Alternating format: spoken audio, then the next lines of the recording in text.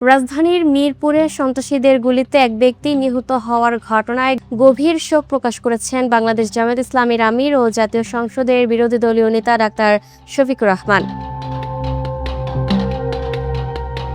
একই ঘটনায় আহত দুজনের দ্রুত সুস্থতা কামনা করে খুনি ও দুর্বৃত্তদের দ্রুত আইনের আওতায় আনার আহ্বান জানিয়েছেন তিনি। শনিবার নিজের ভেরিফাইড ফেসবুক পেজে দেওয়া এক পোস্টে ডাক্তার শফিকুর রহমান নিহত ব্যক্তির আত্মার মাগফিরাত কামনা করেন। তিনি বলেন, এ ধরনের হত্যাকাণ্ড জনমনে আতঙ্ক অস্থিরতার সৃষ্টি করে এবং ভঙ্গুর আইনশৃঙ্খলা পরিস্থিতি দ্রুত নিয়ন্ত্রণে এনে জনগণের নিরাপত্তা নিশ্চিত করা সরকারের দায়িত্ব। প্রশাসনের প্রতি আহ্বান জানিয়ে তিনি বলেন, হত্যাকাণ্ডে জড়িতদের দ্রুত শনাক্ত করে আইনের আওতায় আনতে হবে এবং ভবিষ্যতে এমন ঘটনা প্রতিরোধে কার্যকর পদক্ষেপ নিতে হবে।